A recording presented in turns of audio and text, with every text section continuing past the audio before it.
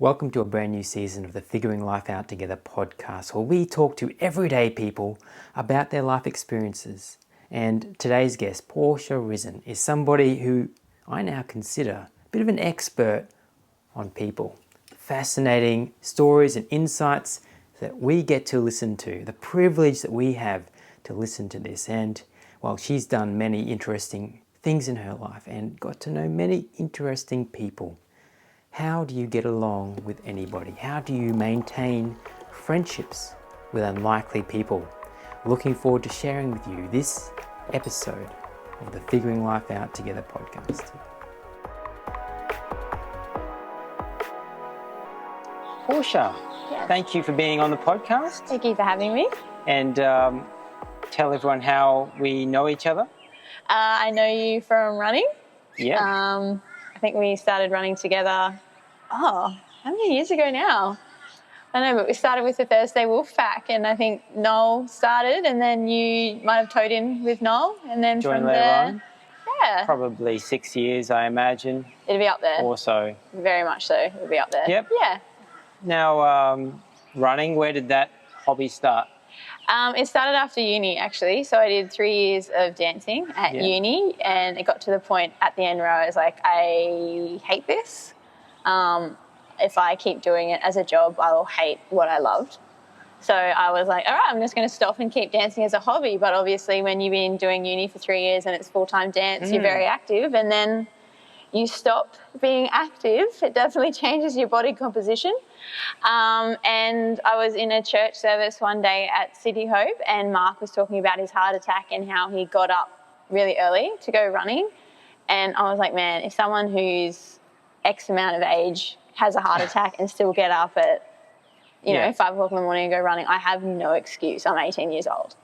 And so, that's where it all began. That's where it all began for me, yeah. We won't disclose Mark's age well, also at all, but yeah, you can just imagine. Yeah. So that's an interesting sort of thing. I find that interesting that you've, a number of things we could address, but you've started running with a man of such age. Was it just you two to start with, or was there a group? It was just us to start with on Tuesday afternoons, and then we did the Thursday Wolf Pack, which had Louise, Vanessa, myself, Rachel, a bit of a crew, and then we seemed to, which were all parents, adults, and then we seemed to draw in a younger crowd or younger adults, younger parents. And I think that just brought a different dynamic to the group. But we did have our days where we just ran by ourselves. Yeah, and that group has changed quite a bit. People have come and gone, but you and Mark have been sort of, I think, at the core of the group as people have come and gone. So, did you wonder how you'd get along with Mark? Did you know him well beforehand? I did not know him well beforehand at all, no. I just knew him as the pastor at my church. And I guess I had a respect and an appreciation for him from that position, but I did never think it would be a running friendship. Yeah. And I think we're very much alike. We're very straight to the point. We don't beat around the bush. We're both extremely bossy and controlled, but also can be quite shy if we aren't around people that we know, but then can be quite out there when we feel comfortable. So I just think... and it's very reassuring to have someone in a pastor role who is your friend, because you just, I don't know, you switch off sometimes and forget he's your senior pastor. I know that sometimes they talk about stuff. I'm like, oh, he's a senior pastor. I wonder how much judging I'm getting. But I don't know, he just loves me for me. So, yeah. Did you expect that you would carry on both with your running and your friendship with Mark for that number of years when you first began? I think when I first began, I thought it might be just a bit of a fling for running, I guess. I was like, I've not done this before. I don't know if I'll like it, but it's very addictive. Really? It's addictive from the feeling you get when you go running. It's addictive from the social aspect of it. The people that you meet, there's never one person that's the same, and it's such a wide variety of ages. And, yeah. Cool. What's one thing you've learnt running with Mark? Geez. I think I've learned a lot from him with running and how resilient he is. Like when he had his heart attack, one of the first things he asked was, when can I start running again? And that's what drew me in from, this man's had a heart attack and he can get up at 5 o'clock in the morning and go running. I'm 18 and can't be bothered to get up. What's my excuse? I think that the appreciation that I had for him from that point on, I just think he's resilient, he's stubborn, he will just do it. I just think I've learnt those skills from him in some way. Well, it sounds like we better have Mark on a future podcast. You'll not be disappointed. What a story that sounds. But we'll move on from Mark. What has running generally taught you about yourself? That I am mentally tough. Very mentally tough. I can be hurting and not want to do something, or like up a hill, I can just be like, no, I'm out, I don't want to do it. But no, at the end of it, I'm like, no, you know how good it's going to feel. I know it hurts now. I know you're whinging about it, but I don't know, you just get through it. So it's just, I think, a mental toughness, I guess. I mean, don't get me wrong, I'll complain. I'll complain. I'm not sitting here with a smile on my face, but it's definitely a mental toughness that you just forget that you've got until you start running. Why do you put yourself through that? I think a lot of people would ask. Yeah, well, a lot of people are like, oh my God. Like someone will say, oh, what did you do this morning? Oh, I went for a 12K run. I just went for a 12K run. And I'm talking to you, so you're like, that is like doing a walk. But, you forget how hard it actually is to go for a run. Like, it's not easy. But when you do it 3 or 4 times a week, not present company included, you forget that not everyone does it. So it's that sort of, yeah. Interesting. Yeah. So, do you still dance? I don't do it as much as I would like to. And I feel like these are all excuses, and something like we were talking about this morning, how Noel said if someone says something, sometimes they can essentially it could be their version of a cry for help. It's like all the good dance classes that I find are in the city, or they're, a good 30-minute drive away from where I am, or it's, it's an 8:30 class, or it's an 8 o'clock class, and it's not always practical because I want the just the dance class experience. I don't want the pressure of feeling like I have to do exams and ISTEDFIDs and all that sort of jazz that you would know all about being a father. Someone just into dance. Yeah, someone just into dance. Starting. Something that you get to look forward to. But I dance a lot. Like if there's a good song, don't get me wrong, I'm moving. Or if I'm at home cleaning or whatever, if there's music on, I'm dancing. Yeah. But from a professional aspect, I miss dancing. And that's interesting. So you were studying dance. Yeah. And that makes sense that you want to go and study something that you're interested in. Yeah. What do you think it was about the study aspect that sort of turned you off, learning more about it? It was the cutthroat side of dance that I didn't enjoy. It's a fierce world. And if you aren't ready to be fierce or to step on people to get somewhere, I just feel like it's not something that you should do. Like, I don't know, it hurts your soul. Right. Yeah. It's one of, the people that you meet are amazing. The choreographers that you meet are amazing, but it's strict. You have to watch what you eat. You have to suck up. You have to be perfect all the time. People have to recognize you. Otherwise, you won't get a shoe in. You won't get a look in. Right. And you just have to be perfect all the time. And I couldn't do that because I'm not perfect all the time. It took the fun out of it. Yeah, and it just took the fun out of it. And I mean, the sad thing is my last year, it was just before our final performance, in our final rehearsal, I had one of the lecturers come in and sit beside me, and she's like, you are one person you are not the same as you were when you walked in grade 1 versus grade 3 now. She's like, you have just completely changed. Like, in terms of body composition, she was happy. In terms of my dancing, like, she was adamant that I would leave and get a job. But I was like, I don't want to leave and get a job. You realised that's this is not me. Yeah. So it was one of those things. It was a blessing in disguise. I learned so much about myself because we did dance psychology. And that taught me a lot just in general about life, I guess, because there's like psychology, you can just take into any aspect. But yeah, it was something I'm so glad I did it. I don't regret doing it. And I learned about choreography and production, and I think that's something that I use in my church life, in just a general sense life, in design, in creativity. So I still love it. I still cling on to it, but I don't do it as much as I would like. Psychology is something I want to pick up on. You're quite good with people, I've noticed. Like when we're running, I noticed that you'll say good morning to everyone that you pass, even if they are the most gloomy looking person that you've ever seen. You're cheery and you say good morning. Yeah. Why do you do that? I don't know. It's just it's a friendly aspect. It's you're walking past someone, there's another human. So, you know, I just want to, whether it's a nod, a smile, I feel like when people are exercising, they could be thinking about all different things, and sometimes a friendly hello might just motivate them to do something. I don't know, but... And you're not turned off by people that don't respond back? Oh, you're not turned off by it. I mean, I'll never stop doing it, but you definitely go, oh, well, fine, good morning to you too. Like that sort of... But I don't know, I'll never stop doing it just because someone didn't say goodbye, hello to me back. And you seem to get along with anybody and everybody, I would say. Would you say that's true? I think most of the time. Yeah.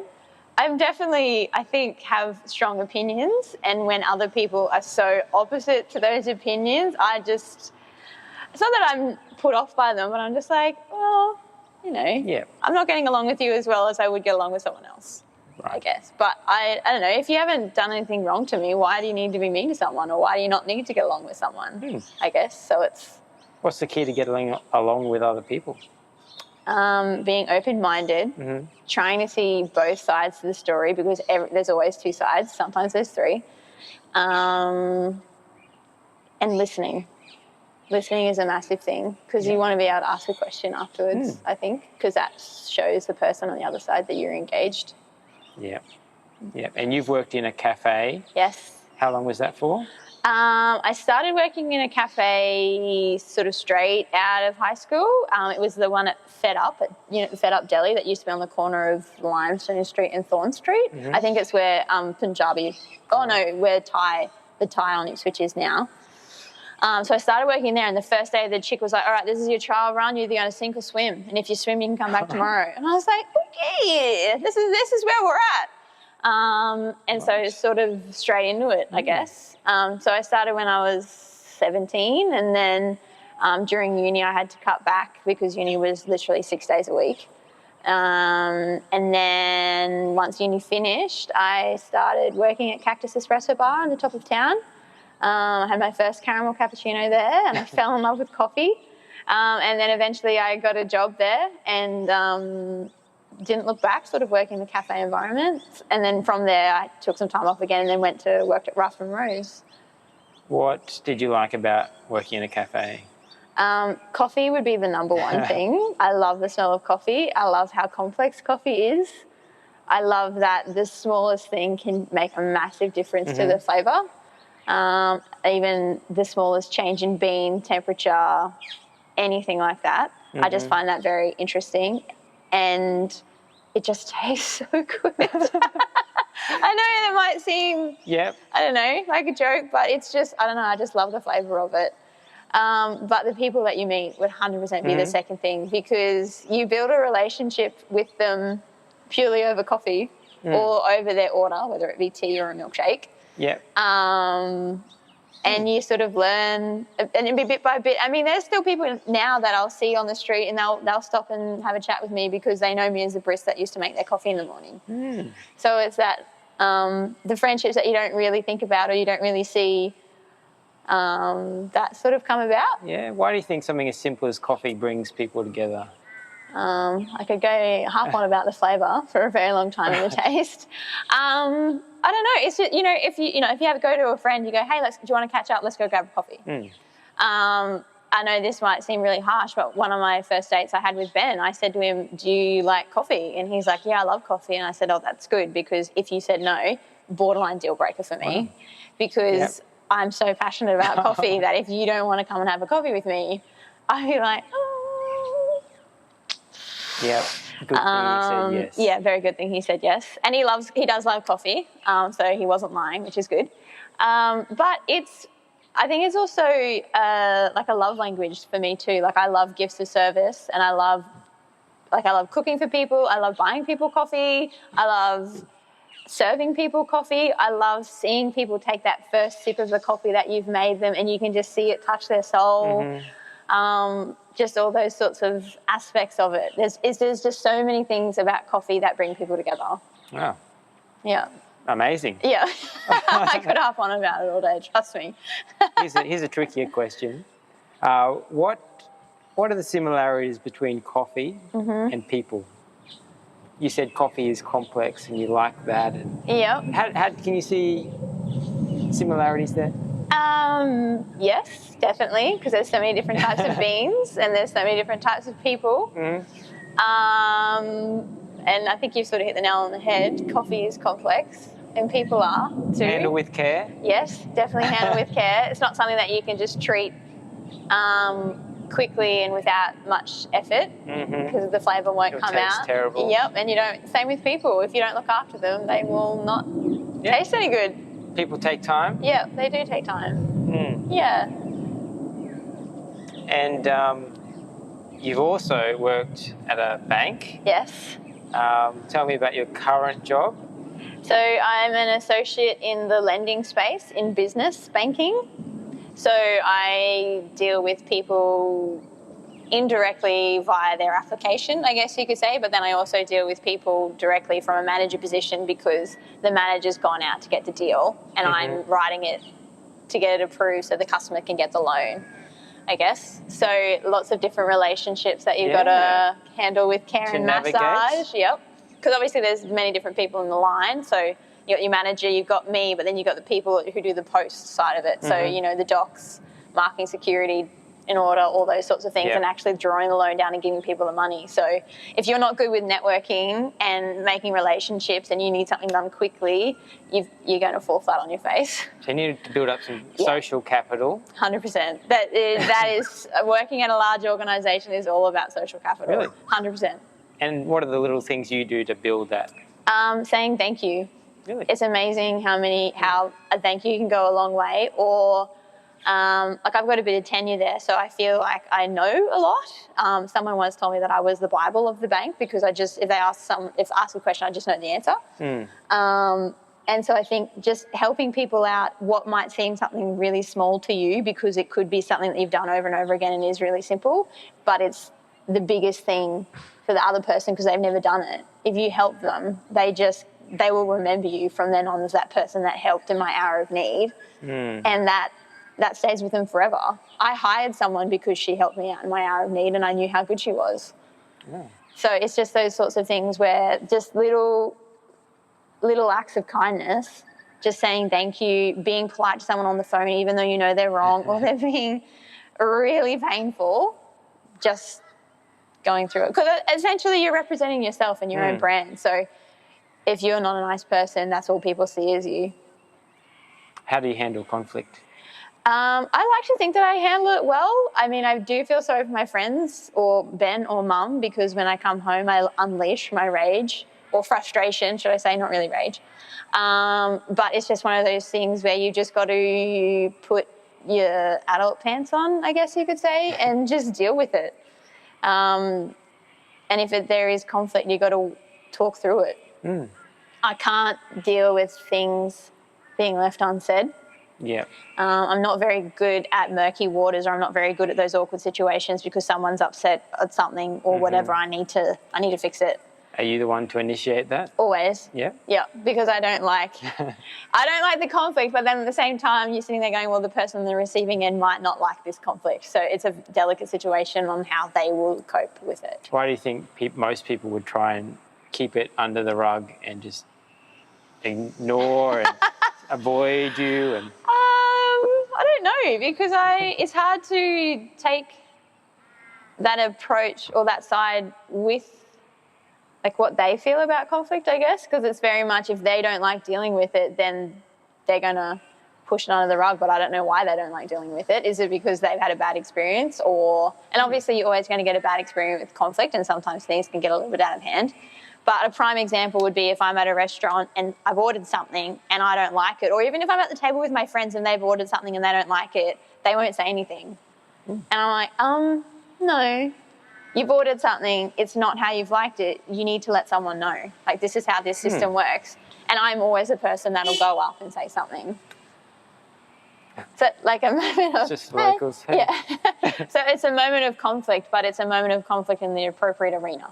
Yeah. If that makes sense. And I'm sure that you're nice about it. Yes, 100%, because I've been on the receiving end. So I know what it's like behind a hospitality, especially in hospitality, what it's like to be on the receiving end. So you've got to be gracious about it and gentle, even though they might not receive it well because they feel like they're getting attacked, which is fair enough. But how often did that happen to you at the cafe? People would bring something back. Sorry, this coffee that you've made carefully is no good. I think the biggest pain point would be when people would ask for something extra hot or no froth and they've ordered a cappuccino and you're just like, sorry. A cappuccino is a froth. I'm like, do you want me to give you a flat white? And then I'll try and scrape.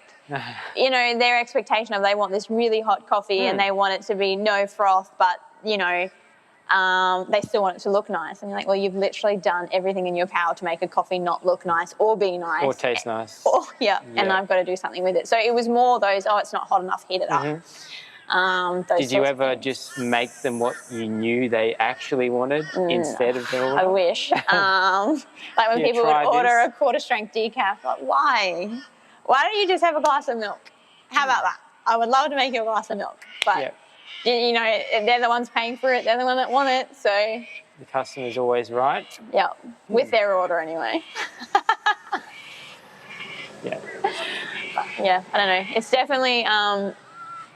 when I have kids, they're getting a job in hospitality. Really? Yeah, 100%. As soon as they're old enough, or some customer service role, when they have to deal with the general population and just understand how rough it is. Yeah. Yeah. Yeah. People that often aren't that respectful towards that industry. Yeah. They think they can do whatever they want. Yeah. Even as simple as going grocery shopping. I used to live with my best friend and she said to me, you know, I am so friendly to the people at the checkouts because of you. I was like, why? So every time you go through, you always invest in that person serving you. You always say, hey, how you going? What time do you start? When do you finish? Have you had a lunch break? Those sorts of things. Like, you engage in them and you can see them perk up because someone's taking interest. So I don't know. It's just those little things that you have to say it with care and you have to say it like you mean it. Yep. And you can see someone's spirit lift. What's the journey for you from a casual, you know, relationship, you know, with maybe someone you're serving coffee to regularly to friendship? What's the journey for you that you see? Have you had any unlikely friendships form? I've had some unlikely friendships form, actually, yes. Always seems to be people that I work with. Probably one very unlikely friendship that I had, we were playing indoor netball mixed on a Monday night and I was goalkeeper and this guy was goal shooter. And I was just like, I'm competitive. So I'm not going to let him get the ball because then if he shoots and scores, our team is potentially losing. Anyway, so I was a bit rough and I ended up pushing him over and he was a bigger guy and I was, 17 or 18, so I was quite little. Anyway, he joked around and we just started talking on the courts and, I learned about him and his family and what he does. And then I sort of said that I was local and I worked at a local cafe. And then so he started coming in, and as I'm saying this, it actually sounds really creepy. And he started coming in to work at Cactus and he used to bring clients in because he worked at the bank that I worked at, or wasn't working at yet. And a job popped up for 1 day a week because obviously, as you know, I studied uni at DARE, so I don't have a finance degree up my sleeve or anything like that.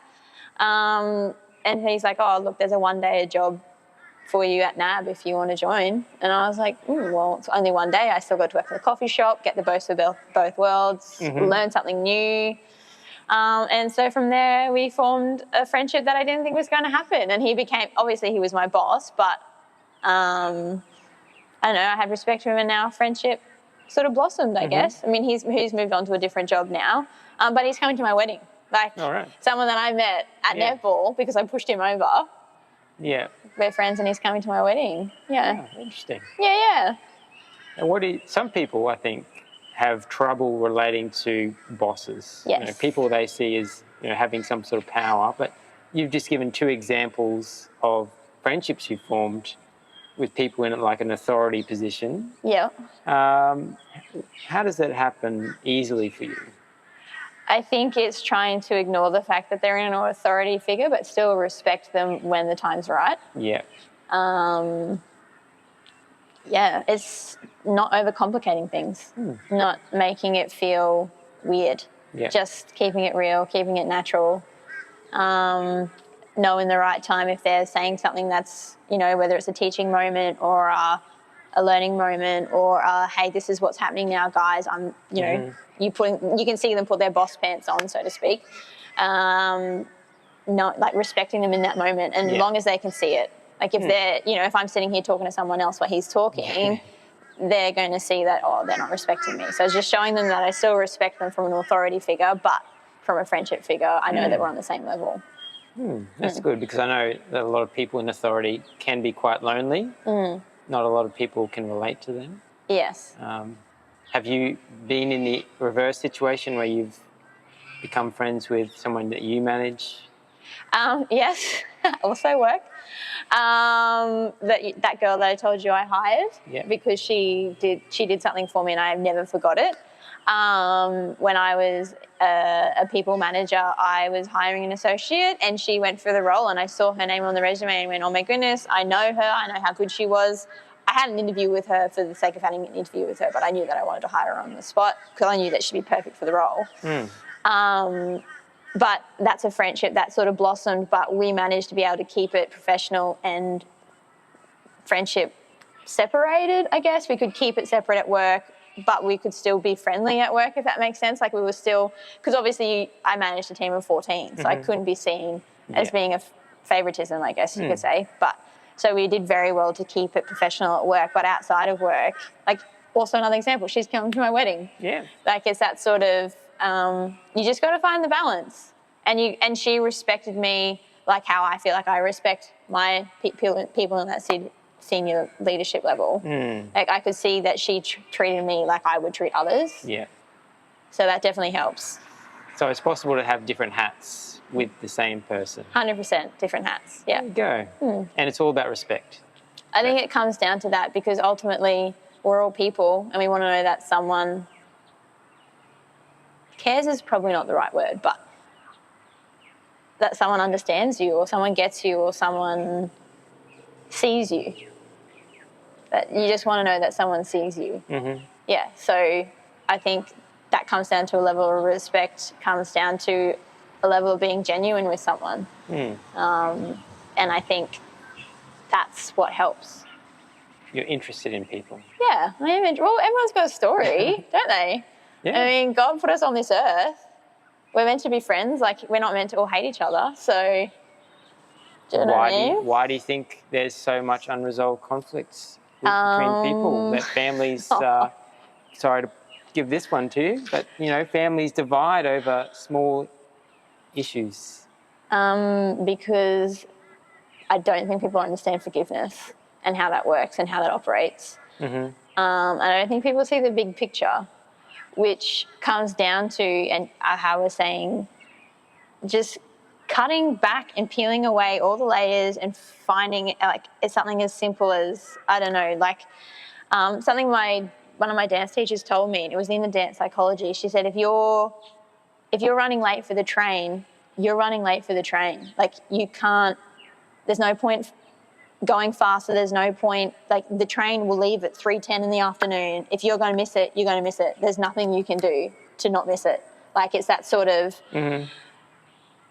like, getting the situation, accepting the situation and going, okay, I can't make any change. I can't physically change what I'm doing right now in this moment, move on. And I think people need to look at all situations like, this is a situation, I actually physically can't change it, there's no point dwelling on it, move on. Like, it's that sort of, you just need to cut it all back and see what really is the issue, I guess.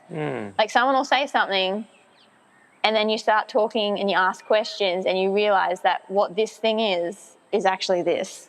Like, it's that, right. It's not actually, exactly like Noel was saying, like we were talking about in our run this morning. It's not the real issue. It's not the real issue. Yeah. And I think when you talk to someone and get an understanding, you can actually see what's actually wrong, and people won't take the time to do that. Because all they hear is if you're in a conflict, or like you said with a family scenario, if someone's done something to hurt someone, if they go on and apologise or they go to see if they can fix it, it'll bring up emotions, they'll start yelling, they'll feel attacked, and then they end up leaving again. Like, it's that sort of, you don't get down to the nitty-gritty of why was that person hurt. Like, ultimately what happened. Yep.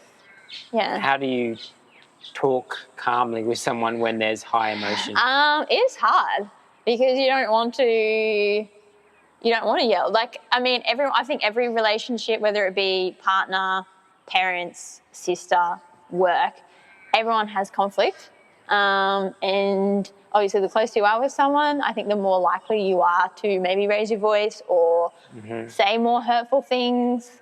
But that classic saying, hurt people, yeah, it's not, there for no reason. Like, if you're hurt, you're going to say something, you're going to lash out. And it's just, you got to bite your tongue. You got to let the person get it all out. And you just got to take it. You got to hack it. And then you have to digest it and respond in a way that's not a retaliation. It's like that fight or flight mentality. Like, you don't want to fight with that person. Like, it's physically a fight or flight mentality, I guess. Like, you just got to, wear it. And you're going to get hurt, but you don't want to hurt them back.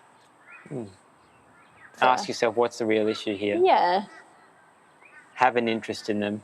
Yeah. Show them respect. Yeah, it's hard because you've got to put your emotions aside. You've got to put what you feel and your stubborn, and this is where the stubbornness comes into play. I am a very stubborn person, but I feel like I can work with people. I think I'm stubborn to what I believe in.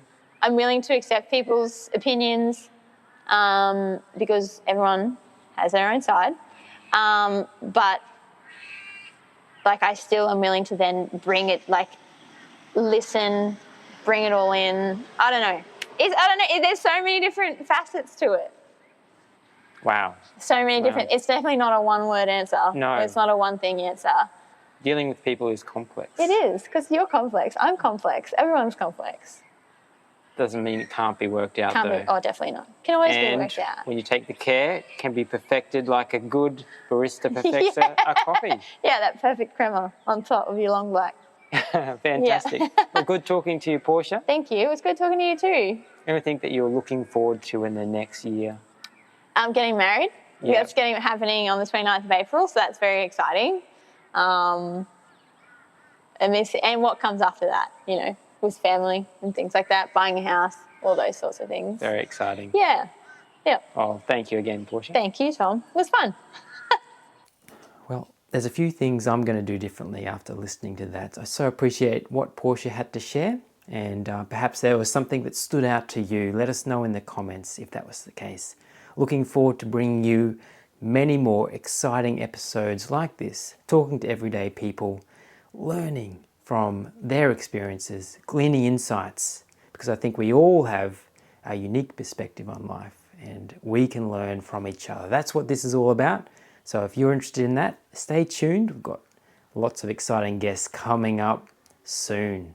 Otherwise, I hope you are going okay. Feel free to reach out if there's anything that you would like to connect with after listening to this. Haventogether.com is a great way to do that. Otherwise, I hope to see you, or you see me, or a bit of both, next time.